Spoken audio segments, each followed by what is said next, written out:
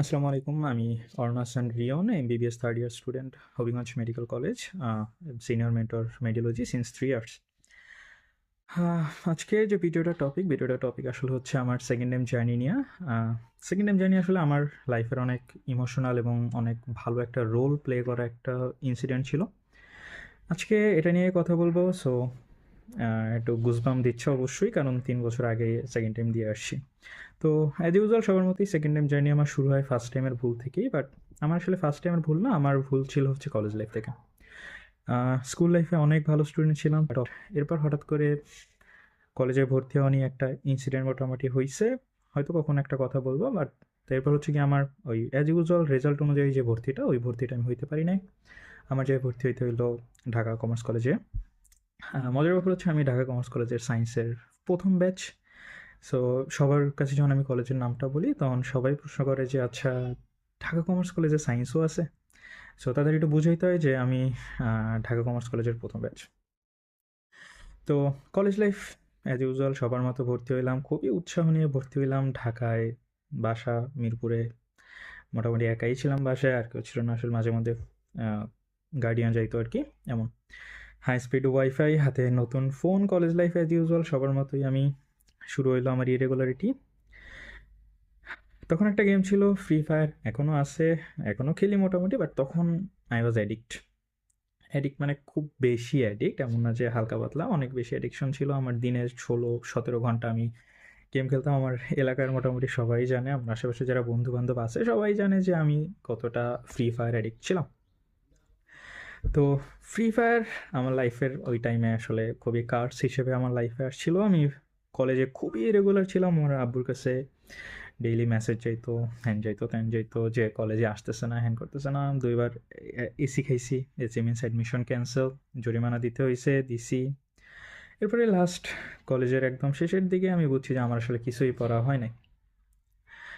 গ্রামের বাড়িতে আসলাম করোনার ছুটিতে। আইসা চিন্তা করছি যে আমি আসলে আর এইচএসসি দিব না, কারণ আমার আসলে কিছুই পড়া হয় না। লিটারালি আমি ম্যাথের কোনো চ্যাপ্টারের নাম জানি না, আমি ম্যাথের টুকটাক কিছুই জানি না। ম্যাট্রিক্স মনে হয় 2-1টা ম্যাথ আমি করছিলাম, এছাড়া আর কিছুই করি নাই আমি। সো আমি বুঝছি যে আমার দিয়ে এইচএসসি হবে না, আমি এইচএসসি স্কিপ করতে চাইছি। আমি মোটামুটি শিওরই ছিলাম যে আমি এইচএসসি স্কিপ করবো। এরপর হঠাৎ করে সেভিয়ার হিসেবে কাইন্ড অফ চলে আসলো আমাদের দীপু খালা, আই মিন শিক্ষামন্ত্রী।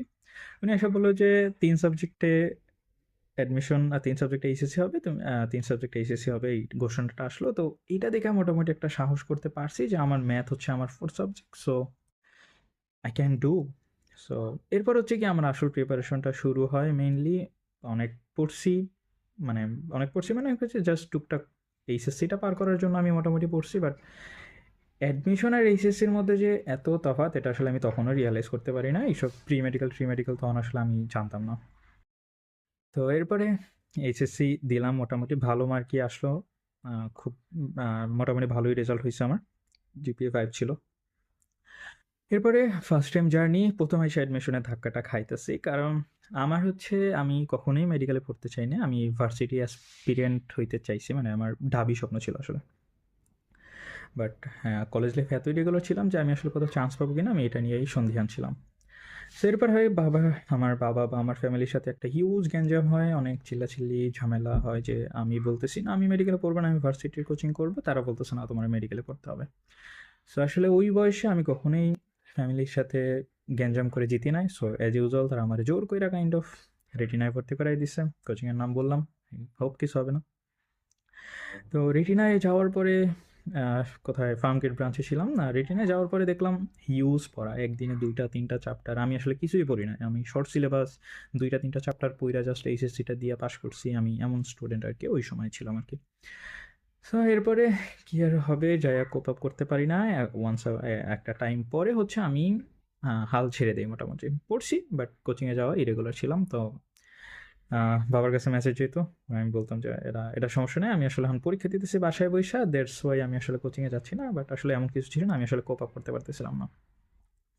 সো এরপরে মেডিকেল পরীক্ষার দিন আসলো মোটামুটি। আসার পরে প্রথম একটা এমসিকিউ, সহজ একটা এমসিকিউ ছিল যে কোষের পিএইচ রক্ষা কে করে।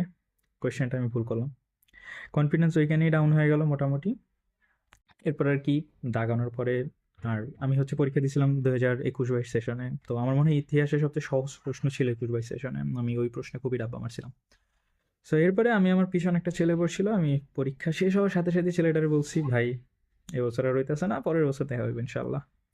ছেলেটার মনে হয় খারাপ হয়েছিল, ওই আমার বললো যে ভাই 8 বছর আবার হবে ইনশাল্লাহ। এটা বলে আমি মোটামুটি বের হয়ে গেছি। আব্বু গেটের সামনে, আব্বু অনেক আশা নিয়েছিল অবভিয়াসলি, বাট আমি আসলে কোনো জবাব দিতে পারি না। আমি জাস্ট বলছি আমি পরের বছর আবার পরীক্ষা দিব। সো এরপরে ফার্স্ট টাইমের রেজাল্ট আসলে আমার কেউই জানে না, শুধুমাত্র আমিই জানতাম। আমি আর আমার আল্লাহ জানতো ফার্স্ট টাইমের রেজাল্ট আমার কী ছিল। আমার ফার্স্ট টাইমের রেজাল্ট ছিল হচ্ছে গিয়া 44,000 পজিশন মোটামুটি। তো একটা ব্যাপার কি দেখো, যে মেডিকেলের প্রিপারেশন নেয় হচ্ছে গিয়ে 20,000 25,000 একদম সোললি, আর আমিও একদম সোললি প্রিপারেশন নিচ্ছিলাম, কজ রেটিনায় ভর্তি সোললি না হইলে আসলে রেটিনায় ভর্তি হওয়া যায় না। বাট তারপর আমার পজিশন হচ্ছে 44,000, তার মানে বুঝেছো I was that kind of dumb. এরপরে সব জায়গায় পরীক্ষা দিলাম, ডেন্টালে পরীক্ষা দিলাম, আসে নাই। পাস করছিলাম কিনা জানি না, আমি রেজাল্ট আসলে দেখি নাই, কারণ আমি বুঝছি যে আসবে না। ডিউতে পরীক্ষা দিছি, এই ইউনিটে দিছি, ডি ইউনিটে দিছি, এই ইউনিটে তো ডিরেক্ট ফেল, কজ ফিজিক্স লিখিত আমি খালি রাখছিলাম। ডি ইউনিটে পজিশন সামথিং 21 না কত জানি আসছিল, সো অত দূর আসলে যায় না। আর ইউতে টিকি নাই, সি ইউতে টিকি নাই, জে ইউতে টিকি নাই, গুচ্ছতে অনেক দূরে পজিশন ছিল, গুচ্ছতে 23-24 হাজার পজিশন ছিল, তার উপর আবার ম্যাথ আমি দাগাই না, সো আমার আসলে আসার কথা ছিল না। সো এরপরে আর কি করার, আমি সিইউ আমার লাস্ট এক্সাম ছিল ওই বছর, সিইউ এক্সামটা দিয়ে আমি হচ্ছে ওই দিনই ডিটারমিনেশন নেই যে আমার সেকেন্ড টাইম দিতেই হবে। কারণ আসলে এই হচ্ছে আমার ফার্স্ট এক্সাম ছিল লাইফে, মেডিকেল এক্সাম, যেটাই আমি ফেল করছি। ফেল মানে হচ্ছে খুবই খারাপ করছি, ফেল মানে তুমি যে 40-এর নিচে। সো ওই থেকে জিত থেকে আমার আসলে মেডিকেলের দিকে আসা। এরপর সেকেন্ড টাইম আসলে আমার বাবা মা কেউই জোর করে নাই, এটা পুরোটাই আমার জিত থেকে আসছি আমি। সেকেন্ড টাইম জার্নি শুরু হয়েছে ইয়াতে। এরপর হচ্ছে মানে সিইউ এর পরে তো আমার আম্মু হচ্ছে একজন জব হোল্ডার, সো উনি আসলে গ্রামের বাড়িতে থাকে না, উনি দূরে থাকে, তৎকালীন মাদারীপুরে থাকতো। সো আমি ব্যাগপত্র বই খাতা গুছায় মাদারীপুরে চলে এসে আম্মুরে বলতেছি, আম্মু আমি সেকেন্ড টাইম নেবো। তো তখন আসলে আমি কোনো কোচিংয়ে ভর্তি টর্তি হই নাই।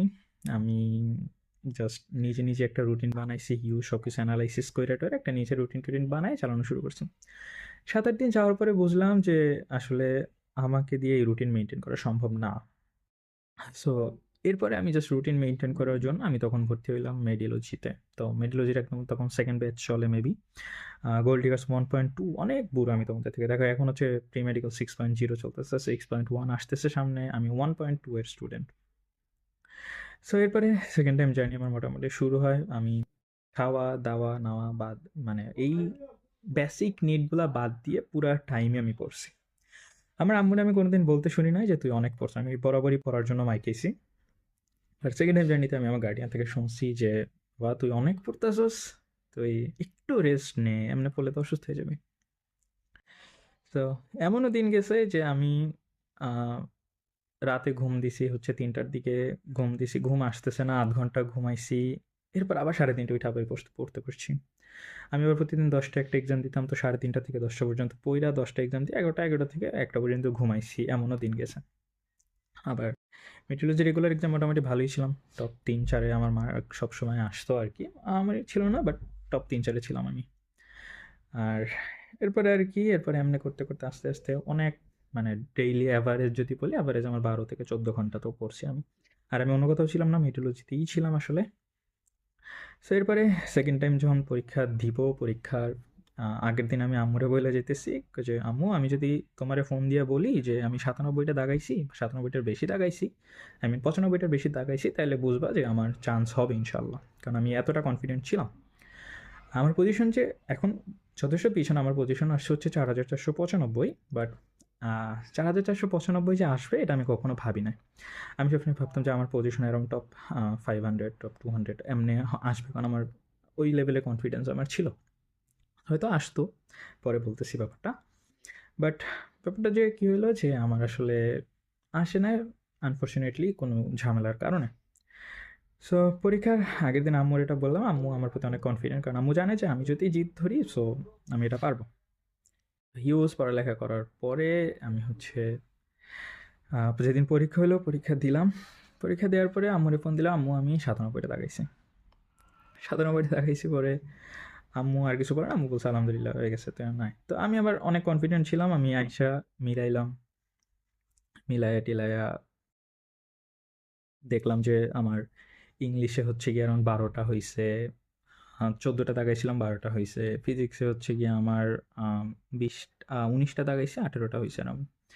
দেন হচ্ছে গিয়ে আমার কেমিস্ট্রিতে হচ্ছে 23টা 22টা অথবা 23টা হয়েছিল। জিকেতে 9টা দাগাইছি, 9টাই হইছে এমন। তো আলটিমেটলি বাকি থাকতেছে হচ্ছে গিয়ে আমার বায়োলজি। সো ওই সময় তোমরা যদি প্রশ্নটা দেখো যে বায়োলজি আসলে গাজী আজমল আর আবু হাসান স্যার থেকে আসে না, মানে আসছে খুবই কম আসছে। আর অ্যাজ ইউজুয়াল হচ্ছে গিয়া আমাদের সবার প্রিপারেশনটা থাকে হচ্ছে গিয়া যে ইয়া করবো আমরা, মানে জুওলজিটা আমরা বেশি পড়বো, বোটানিটা আমরা কম পড়বো। সো আমিও অ্যাজ ইউজুয়াল পরীক্ষার আগের দিন জুওলজি পড়ে গেছি, বাট পরীক্ষার হলে যাই দিয়ে যে বোটানি সবচেয়ে বেশি আসছে।